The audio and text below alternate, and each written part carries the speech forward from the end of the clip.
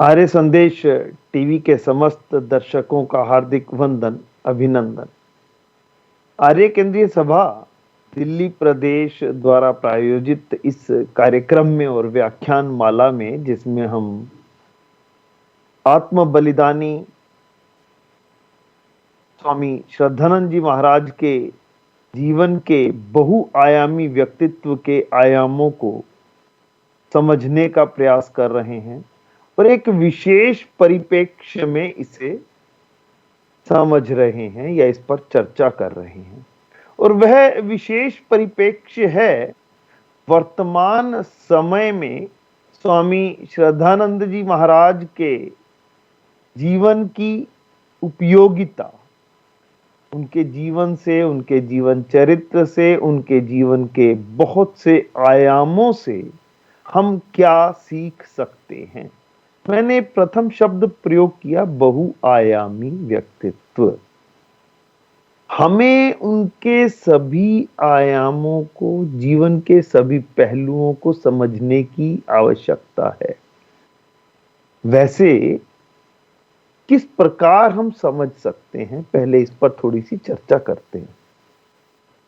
कुछ अंधों को ये कहा गया कि ये एक पशु खड़ा है, हाथी खड़ा है, इसे छू करके या किसी भी प्रकार इसका आकार बताएं।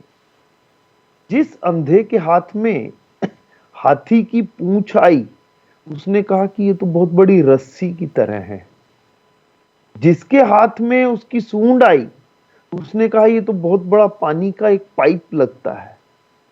जिसके हाथ में तो छू करके देखा तो उसने पेट लगा, उधर जब आया तो कहने लगा ना ना ना, ये तो एक बहुत बड़ा ड्रम है। अब जिसके हाथ में हाथी की टांग आ गई, उसने कहा नहीं नहीं, ये तो बहुत बड़ा मोटा खंबा है। ठीक वही स्थिति हमारी भी स्वामी श्रद्धानंद जी महाराज के व्यक्तित्व के बारे में है। हम अपनी अल्पज्ञता, अज्ञानता, अबोधता के कारण उस बहुआयामी व्यक्तित्व के धनी स्वामी श्रद्धानंद जी के एक एक आयाम पर जब चर्चा करते हैं तो हम तो कहते हैं कि अरे नहीं, वह तो मात्र स्वतंत्रता सेनानी है। फिर कभी कहेंगे कि नहीं, वह गुरुकुलीय शिक्षा पद्धति के संस्थापक हैं। फिर कहेंगे कि नहीं, वह देव दयानंद से प्रभावित एक सन्यासी हैं। फिर कहेंगे कि नहीं, वह तो एक हिंदी साहित्य प्रेमी भी हैं। फिर कुछ कहेंगे उनके स्वतंत्रता संग्राम में योगदान को देख करके कि वह तो एक महान स्वतंत्रता सेनानी भी हैं।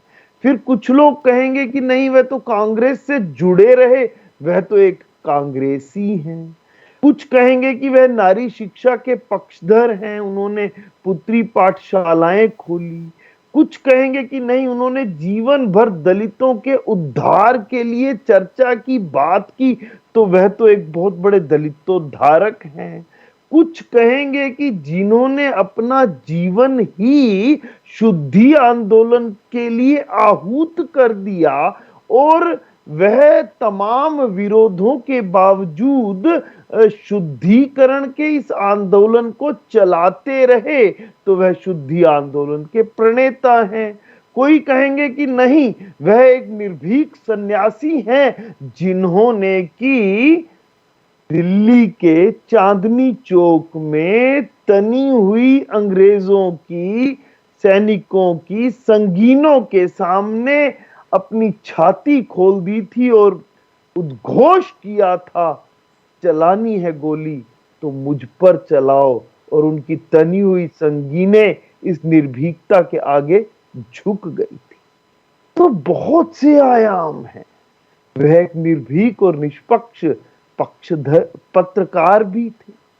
तो किस किस आयाम की हम चिंतन करें और क्यों करें। मैंने दूसरी बात जो कही कि हमें वर्तमान समय में उनके प्रत्येक आयाम की चर्चा करते हुए, उससे शिक्षा लेते हुए, उन अच्छे गुणों को, उन बातों को, उनके उन आर्य सिद्धांतों को, उनके देव दयानंद के मानस पुत्र हो जाने को अपने जीवन में धारण करते हुए, जैसे उन्होंने अपने जीवन का उद्धार किया और बाकी सब जिसके भी वे संपर्क में आए उनके जीवन के उद्धार का भी प्रयास किया, वैसा ही प्रयास आज हमें करना चाहिए।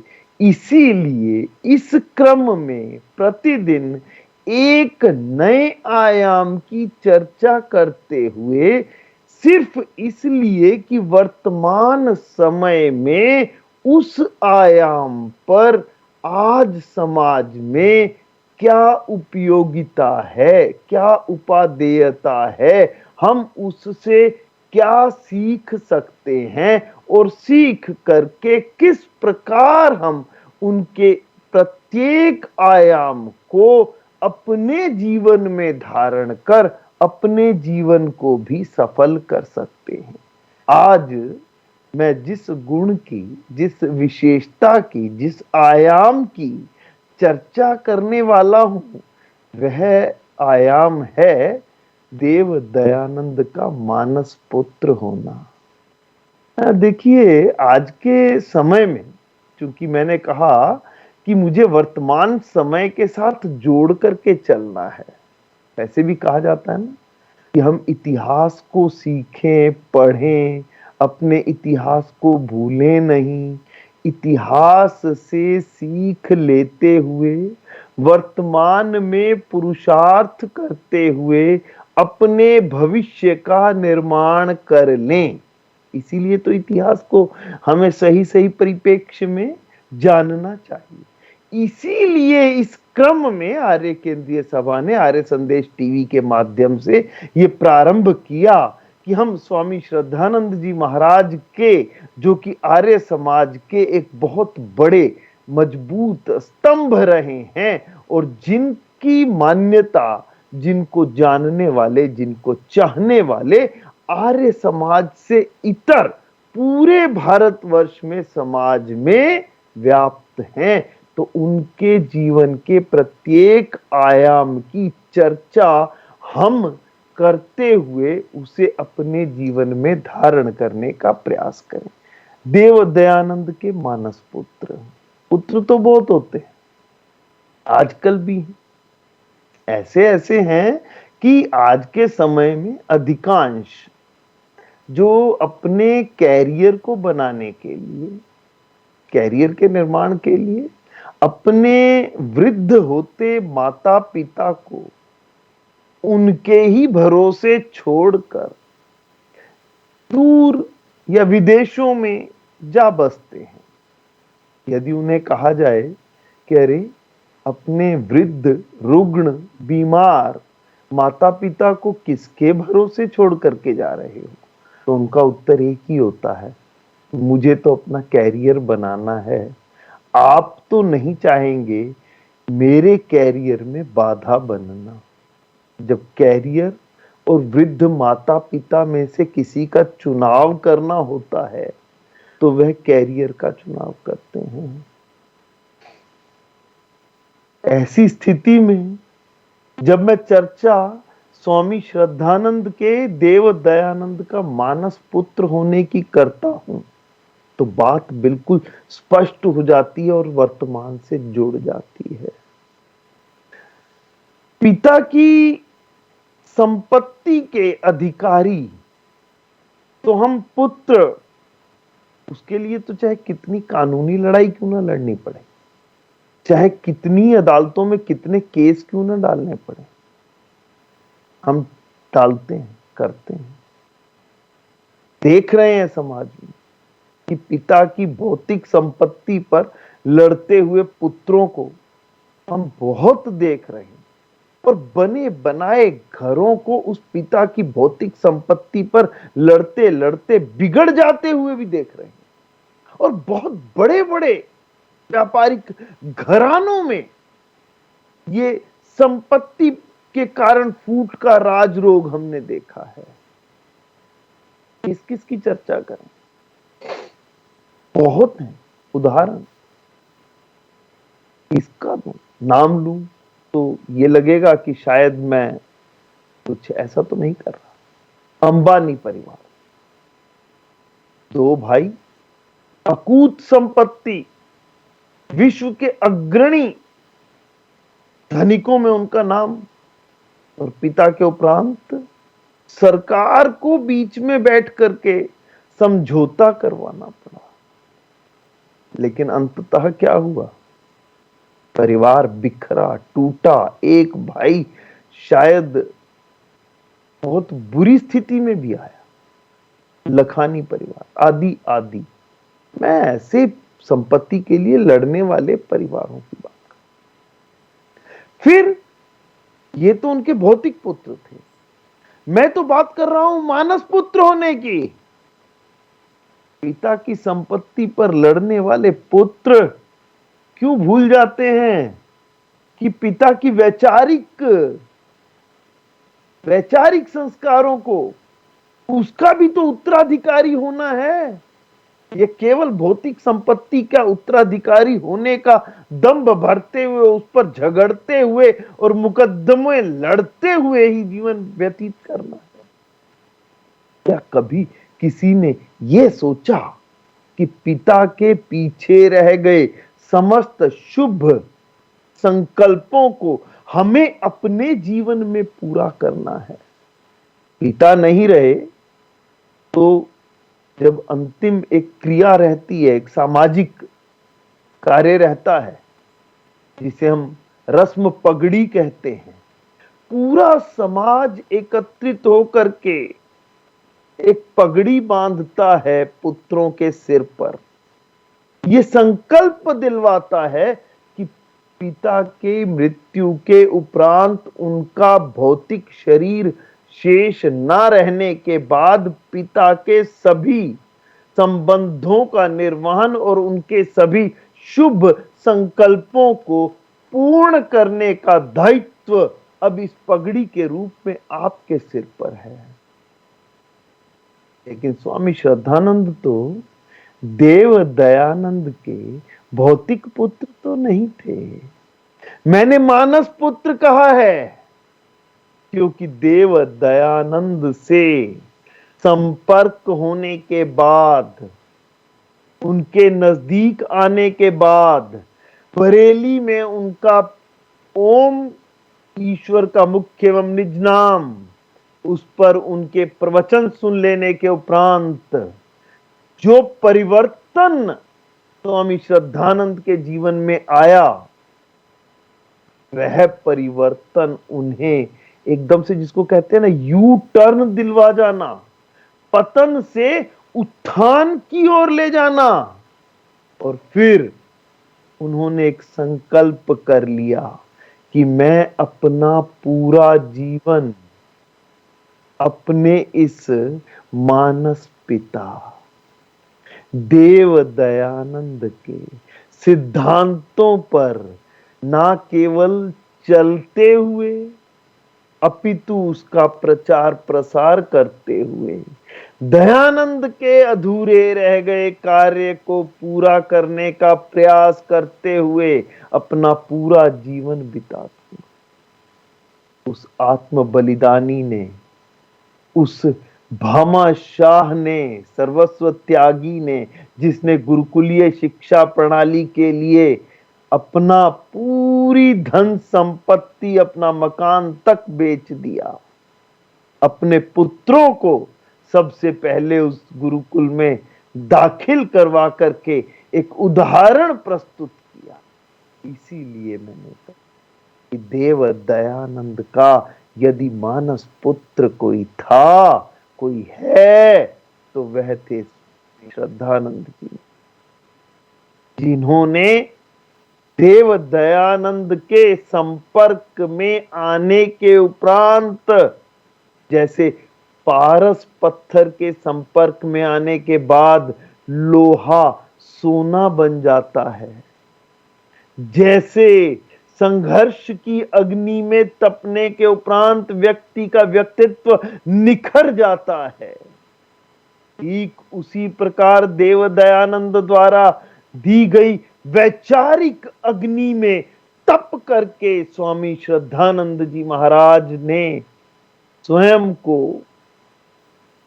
परिवर्तित करते हुए वह यात्रा पूर्ण की जो मूल शंकर ने दयानंद बनने की यात्रा, जो लकड़ी के समिधा हो जाने की यात्रा, वही यात्रा स्वामी श्रद्धानंद के निर्माण की यात्रा है।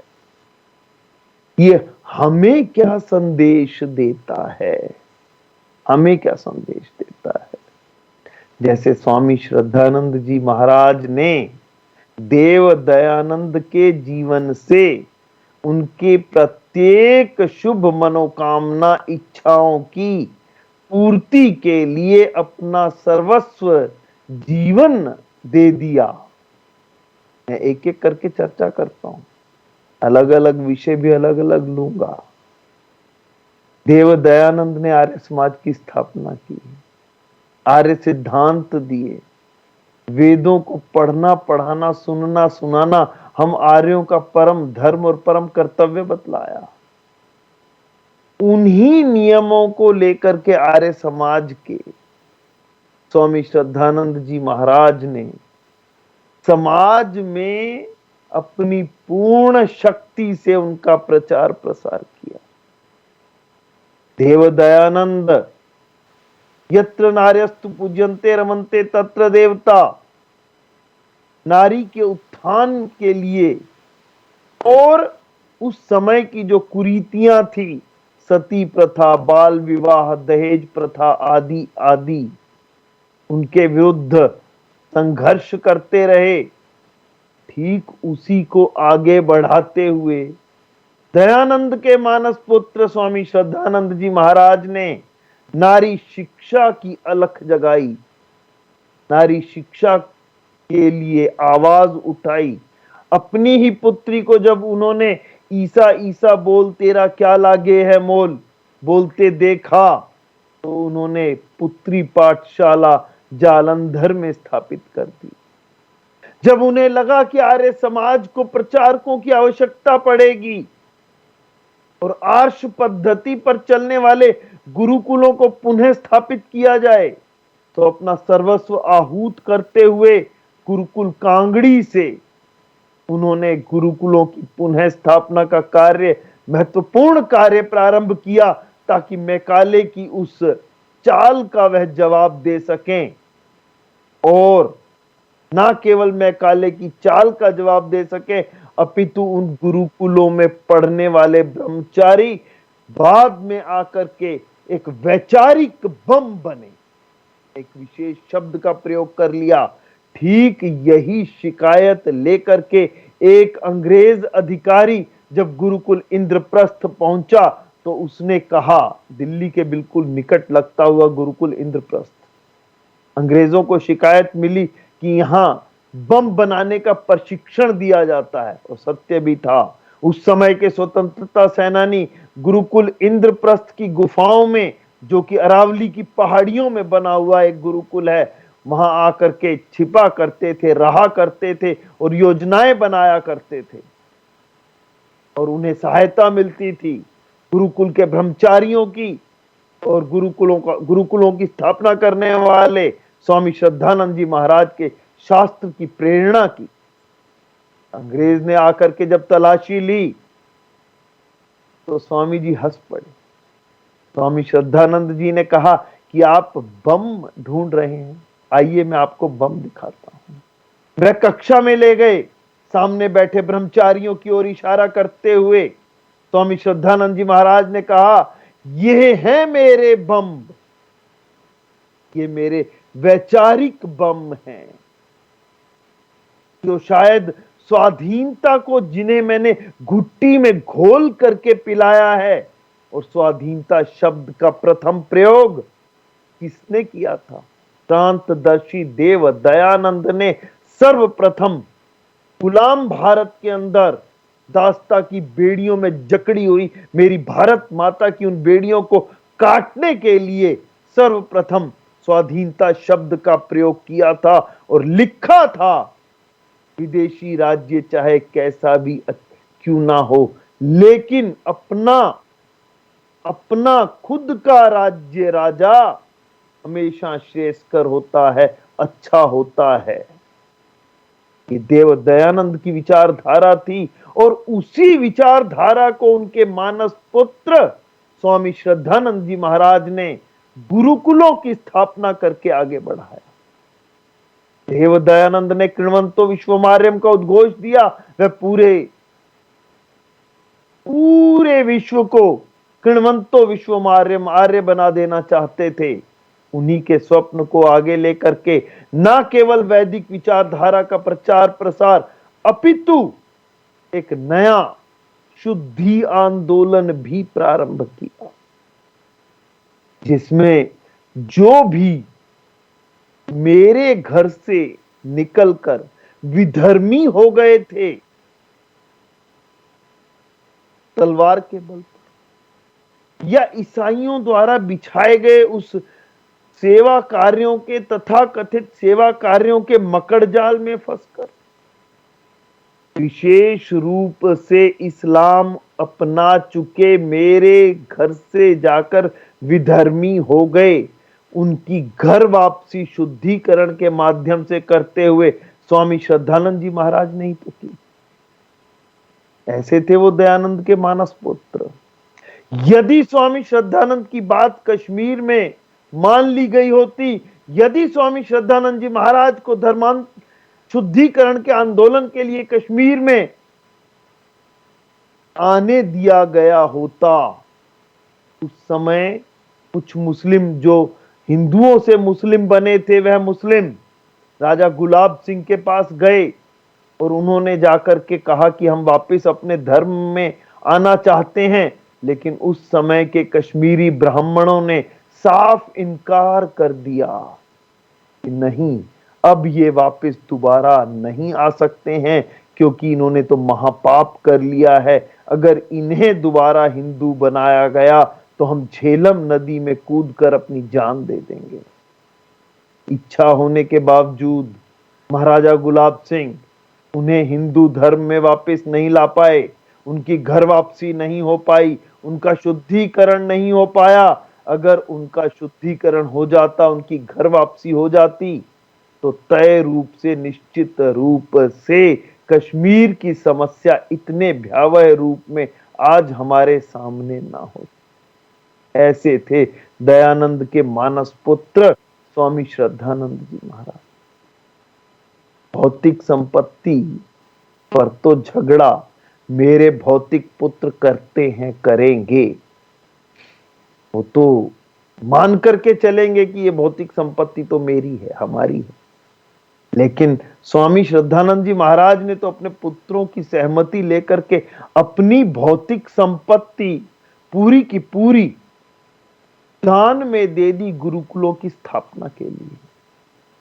शेष क्या बचा? वैचारिक संपत्ति। और वह वैचारिक संपत्ति जो उन्होंने स्वामी दयानंद से ली, देव दयानंद से ली, उस क्रांतदर्शी ऋषि से ली, का उन्होंने पूरे समाज, पूरे राष्ट्र में प्रचार प्रसार किया। ऐसे होते हैं मानस पुत्र। वर्तमान समय में क्या उपयोगिता है, इसकी उपयोगिताएं बताता हूं। वर्तमान समय के अंदर हमें एक संकल्प लेना होगा।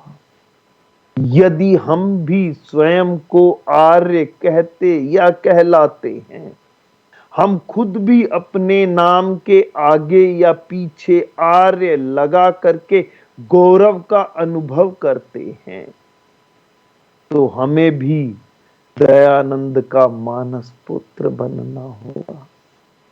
एक एक व्यक्ति, एक एक आर्य पहली लगन लगा करके यदि दयानंद का मानस पुत्र बनता हुआ, अपना कर्तव्य समझ करके, अपना दायित्व समझ करके, पूरे राष्ट्र के अंदर समाज में फैली हुई पाखंडों, अंधविश्वासों, कुरीतियों के विरुद्ध संघर्ष में रत हो जाएगा, और समाज की समस्त समस्याओं का समाधान करने लगेगा। यहां एक बात स्पष्ट कर दूं, यदि मेरे समाज की सभी समस्याओं का समाधान किसी एक स्थान पर निहित है तो वह सत्य स्वरूप परम पिता परमेश्वर द्वारा सृष्टि के निर्माण के समय दी गई सत्यवाणी, अपौरुषीय ग्रंथ, ईश्वरीय वाणी हम सभी के लिए आचार संहिता, जिसके लिए देव दयानंद को वेदों वाला भी कहा जाता है। देव दयानंद को वेदों का पुनः उद्धारक भी कहा जाता है, वेदों का पुनः स्थापना करने वाला भी कहा जाता है। जिन वेदों का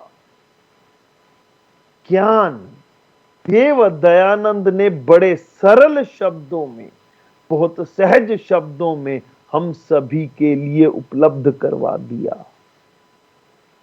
दयानंद का मानस पुत्र बनना चाहते हैं तो हमें उस वेद ज्ञान का प्रचार प्रसार करना होगा। कैसे? पिछले कुछ दिनों वेदवाणी नाम से एक कार्यक्रम किया, एक मान्यता बन गई, एक दृढ़ संकल्प आ गया। क्या? कि मनुष्य के जीवन की प्रत्येक समस्या का समाधान वेद ज्ञान में निहित है, केवल ढूंढने वाला चाहिए। गहरे पानी पैठ, जितना गहरा हम इसमें उतरेंगे वेद ज्ञान में, उतने ही अनमोल मोती खोज करके लाएंगे। ये मोती खोज करके मुझे अपने पास नहीं रखने हैं, मुझे ये अनमोल मोती पूरे समाज को बांट देने हैं। यदि मैं ऐसा करने लगता हूं, वेद ज्ञान को प्राप्त करते हुए, वेद को पढ़ते हुए, सुनते हुए, पढ़ना पढ़ाना, सुनना सुनाना अपना परम दायित्व बनाते हुए यदि मैं जीवन यापन करता हूं तो तय रूप से मैं दयानंद का मानस पुत्र बन जाता हूं। अधिक ना भी करूं तो स्वामी श्रद्धानंद जी महाराज को देव दयानंद का मानस पुत्र मानते हुए, समझते हुए और अपना भी ये दायित्व मानते हुए कि मुझे भी दयानंद का मानस पुत्र बनना है, तभी मैं स्वयं को आर्य कहूंगा या कहलाऊंगा, तो मुझे भी एक दायित्व करना है, एक संकल्प करना है। वह ये कि आर्य समाज के नियमों के अनुरूप अपने जीवन का यापन करना है। इसमें केवल उनका लाभ नहीं है, उनका तो कोई लाभ नहीं, इसमें हमारा स्वयं का भी लाभ है। हमारा स्वयं का क्या लाभ है इसमें, ये बतला देता हूं, बहुत आनंद आएगा। जब हम आर्य सिद्धांतों को जानकर, मानकर, जीवन में धारण करके उनका प्रचार प्रसार करने लगेंगे तो हम पाखंडों, अंधविश्वासों और कुरीतियों के शोषण से खुद को बचा ले जाएंगे। कोई भी व्यक्ति हमें जीवन में मूर्ख नहीं बना पाएगा, क्योंकि देव दयानंद ने उस एक ईश्वर के सत्य स्वरूप के दिग्दर्शन आर्य समाज के दूसरे नियम में बड़ी सरलता और सहजता के साथ हम सभी को करवा दिए। यदि कोई भी व्यक्ति ऐसा कहेगा कि अरे मैं हूं ना, मैं ही तो हूं, पहले खुद को गुरु, ईश्वर का पुत्र, या फिर बाद में स्वयं को ईश्वर भी कहने लगेगा, और हम यदि आर्य सिद्धांतों से परिचय रखते होंगे तो हम उसके वाकजाल में फंसने वाले नहीं हैं। हम उसके जाल में फंस करके अपना शोषण करवाने वाले बिल्कुल नहीं हैं। ये है दयानंद का मानस पुत्र होने का स्वार्थ का लाभ भी। और हम दयानंद के मानस पुत्र होते हुए आर्य सिद्धांतों को समझकर उस पथ पर चलने लगेंगे जिस पथ पर चलकर मुंशी राम स्वामी श्रद्धानंद बन गया, जिस पथ पर चलकर मूल शंकर देव दयानंद बन गया।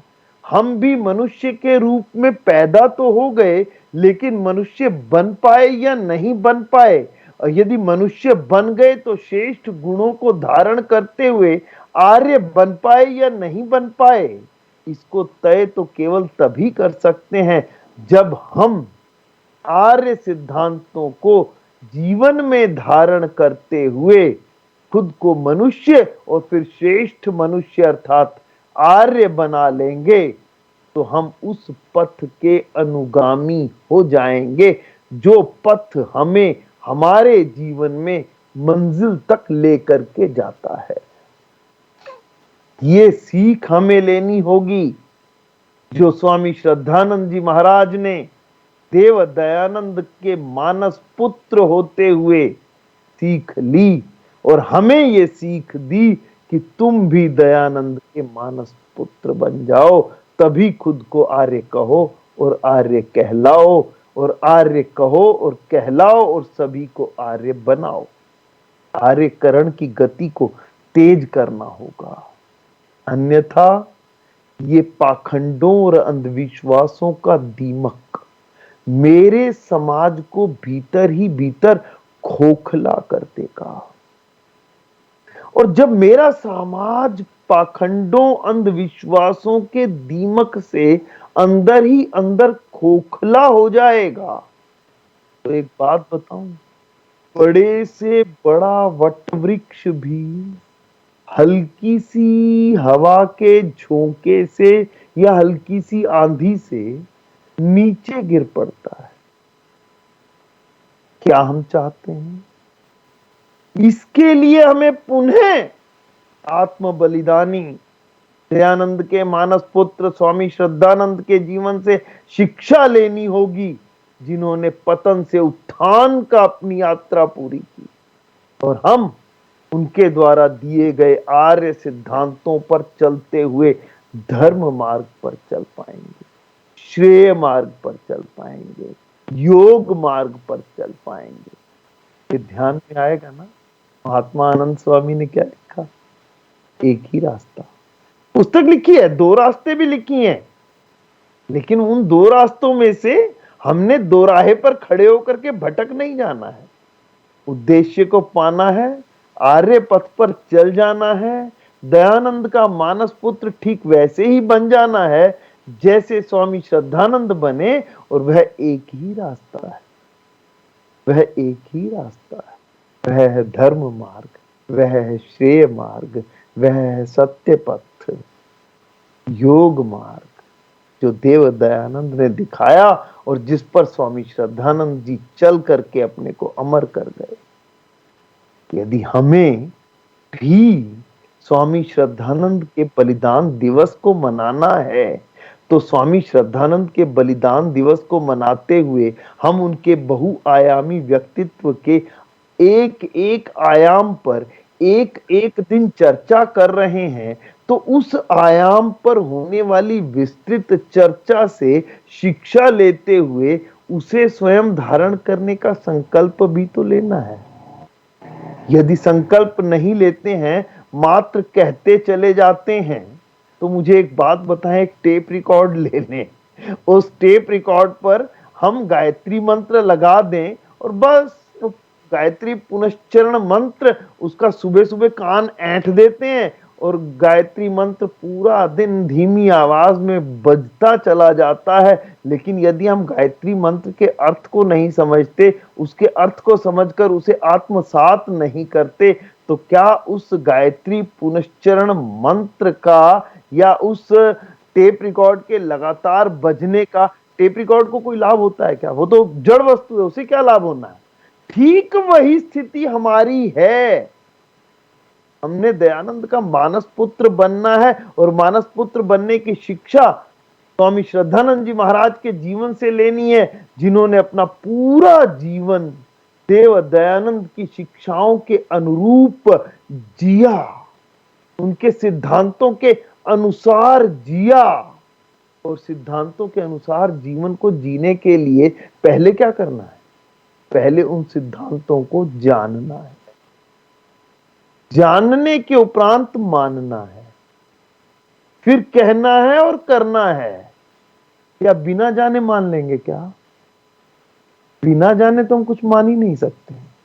मैं बिना जाने किसी शहर में गया और शहर में जाकर के, और जब मैंने वहां पर उस शहर में जाकर के मैंने किसी से सुना कि फला व्यक्ति बहुत बड़ा सेठ है, मैंने उसे सेठ मान लिया, बिना जाने मान लिया। तो बाद में पता चला कि जिसे मैं सेठ समझ बैठा था वो तो बैंकों का एक बहुत बड़ा कर्जदार है। और एक दिन मेरे बिना जाने मान लेने के कारण जिसे मैं बहुत बड़ा सेठ मानता था, वो तो माल्या की तरह देश से ही फरार हो गया, भगोड़ा हो गया। तो ये है बिना जाने मानने का नुकसान होना। अतः यदि हम देव दयानंद का मानस पुत्र बनना चाहते हैं तो पहले दयानंद की शिक्षाओं को, दयानंद द्वारा दिए गए आर्य सिद्धांतों को, दयानंद द्वारा दिखाए गए उस वेद पथ को, दयानंद द्वारा दी गई आर्ष शिक्षा पद्धति को, दयानंद द्वारा दिए गए नारी के सम्मान को, दयानंद द्वारा बताए गए स्वाधीनता के अर्थ को, दयानंद द्वारा बताए गए स्वाधीनता संग्राम में लड़ने के लिए शस्त्रों के पीछे कार्य कर रहे शास्त्र को, दयानंद द्वारा दी गई क्रांतिकारियों की गीता नामक ग्रंथ सत्यार्थ प्रकाश को पूरी तरह से जानना होगा। और जब जान लेंगे, जानकर मान लेंगे, अपने जीवन में धारण कर लेंगे, तभी तो हम आगे चल पाएंगे। और यदि ऐसा नहीं कर पाएंगे तो एक बात तय जान मान लीजिए, हम स्वयं को झूठे ही आर्य कहते और कहलाते रहेंगे। हम दयानंद के मानस पुत्र नहीं बन पाएंगे। और मानस पुत्र बनने की शिक्षा हमें स्वामी श्रद्धानंद जी महाराज से लेनी है। किस प्रकार उन्होंने अपने जीवन को पूरी तरह से परिवर्तित करते हुए स्वयं को दयानंदमय कर लिया। वह दयानंद के उस दयानंदी परिवार के दयानंद के पुत्र बन गए, भौतिक पुत्र नहीं थे। कैसे बन गए? मानस पुत्र कह रहा हूं, मानस शब्द पर ध्यान देना। उनकी समस्त शिक्षाओं को जान मानकर जीवन में धारण करते हुए, उनके अनुरूप अपना जीवन यापन करते हुए, उस पथ पर चलते हुए वह दयानंद के मानस पुत्र बने और आज भी दयानंद के मानस पुत्र कहलाए जाते हैं। हमें भी अपने जीवन में यदि स्वामी श्रद्धानंद जी महाराज का बलिदान दिवस सही मायनों में मनाना है तो देव दयानंद की प्रत्येक आज्ञा का, उनके जीवन के, उनके सिद्धांतों के प्रत्येक बात को मानते हुए कार्य करना हो। थोड़ी सी चर्चा कर देता हूं, किन बातों का, किन सिद्धांतों का मैं जिक्र कर रहा हूं बार बार। देव दयानंद ने मुख्य उद्देश्य लिखा, संसार का उपकार करना आर्यों का मुख्य उद्देश्य है। सबकी उन्नति में ही अपनी उन्नति समझना हम सबका दायित्व बन जाता है। अपनी उन्नति से ही संतुष्ट ना होना, अपितु सबकी उन्नति में अपनी उन्नति समझना, सामाजिक सर्वहितकारी कार्यों में परतंत्र रहना, सबको समझते हुए संसार का उपकार करना। आपने कहीं और देखा ही नहीं होगा इस पंक्ति को। पूरे संसार का उपकार करने की बात केवल और केवल यदि कोई कर सकता था, जिसने की और उसकी कही हुई बात पर जो चल पड़ा दीवाना मस्ताना स्वामी श्रद्धानंद, दयानंद का मानस पुत्र होते हुए दयानंद ने इस बात को कहा कि संसार का उपकार करना हमारा मुख्य उद्देश्य है। और स्वामी श्रद्धानंद ने इसे अंगीकार कर लिया। क्या हमने किया? क्या हमने किया? क्या हम संसार के उपकार में अपना उपकार समझते हैं? क्या हमने कोरोना के काल में रोगियों की निस्वार्थ भाव से सेवा करने का प्रयास किया? क्या हमने उस समय में भूखे रह गए मजदूरों को भोजन पहुंचाने का कार्य किया? क्या आर्य समाज उस समय अपना ध्वज लगा करके सेवा कार्यों में कार्य करता हुआ दिखाई दिया? यदि हम सही मायनों में देव दयानंद के मानस पुत्र ठीक वैसे ही बनना चाहते हैं जैसे स्वामी श्रद्धानंद जी महाराज बने, तो हमें ये मुख्य उद्देश्य तो कम से कम समझ लेना चाहिए। लेकिन हमने क्या? हमने तो ला ला ला ला केवल अपना ही घर भरने का प्रयास किया। हमने कभी किसी गरीब को ऊपर उठाने का काम तो नहीं किया।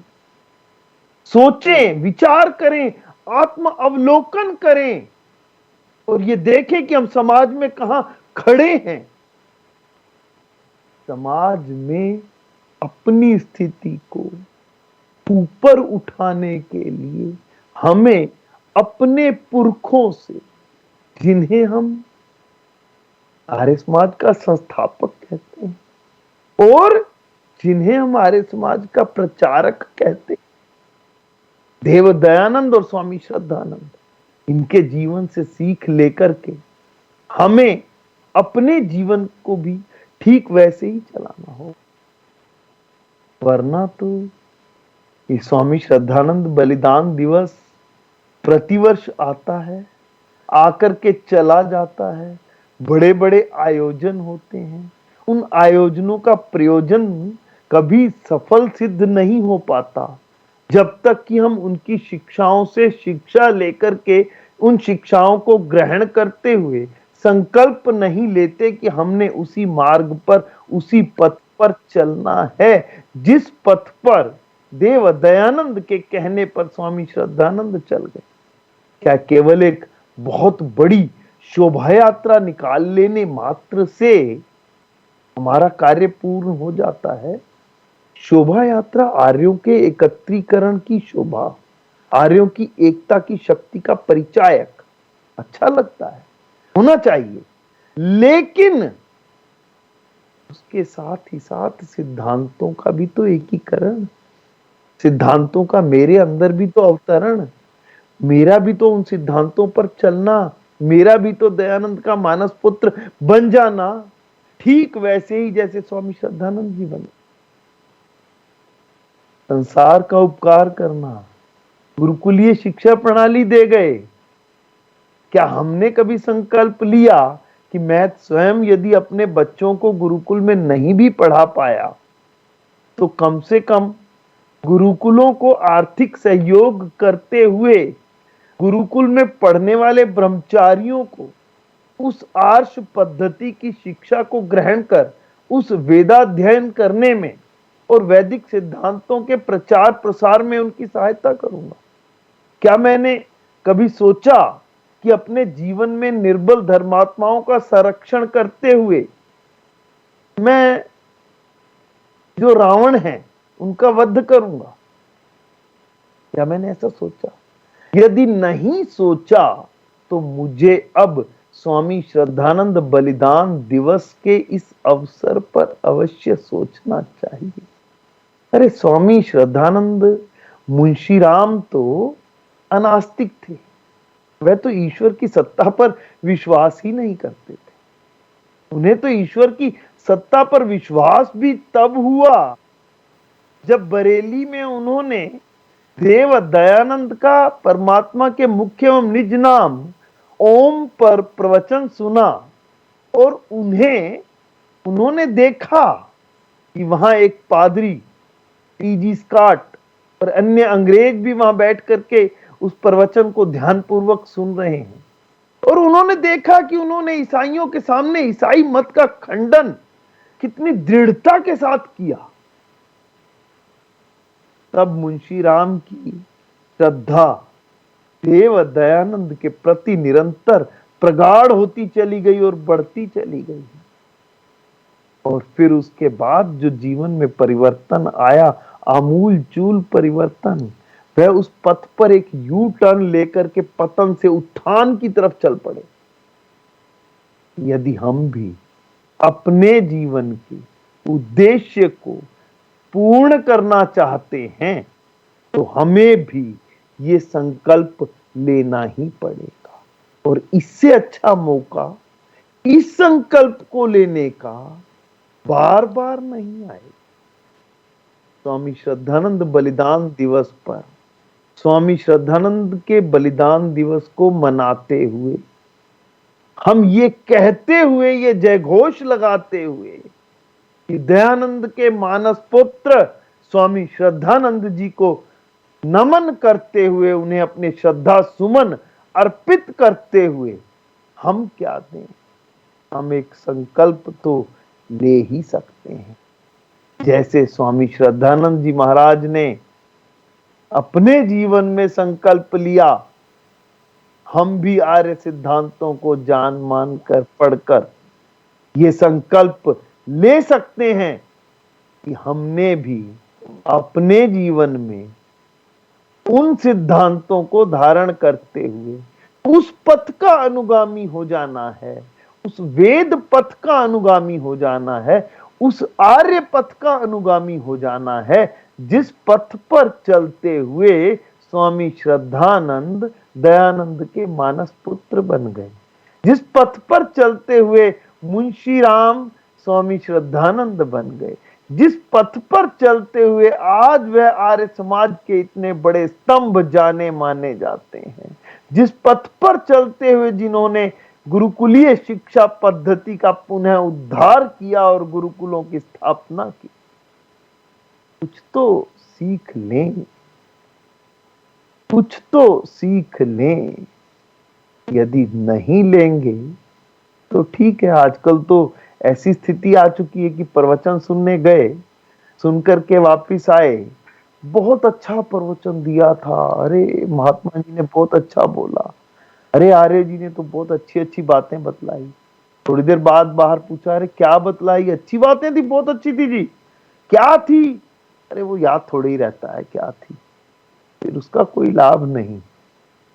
याद रखना है, याद करवाना है, जो भूल जाएं उन्हें याद दिलवाना है। तभी हम निरंतर आर्य पथ पर चलते हुए अपने जीवन के उद्देश्य को प्राप्त कर सकते हैं।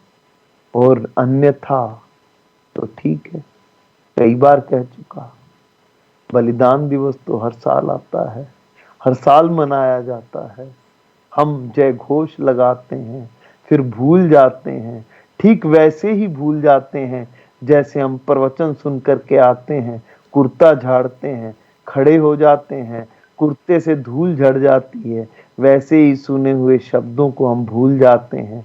बाहर आते आते तक तो ये भी याद नहीं रहता कि आचार्य जी ने किस विषय पर अपना उद्बोधन दिया था। स्वामी श्रद्धानंद बलिदान दिवस पर सही मायनों में हम उस महामानव को यदि याद करना चाहते हैं, कोई एक कार्य का संकल्प ले, शुद्धिकरण आंदोलन को आगे बढ़ाने का संकल्प ले लें, दलितोद्धार का संकल्प ले लें, नारी शिक्षा का संकल्प ले लें, नारी पर अत्याचार नहीं होने देंगे इस बात का संकल्प ले लें, समाज में पुरुषों और लड़कों और लड़कियों की दर औसत को कम नहीं होने देंगे इस बात का संकल्प ले लें, कन्या की भ्रूण हत्या नहीं होने देंगे इस बात का संकल्प ले लें।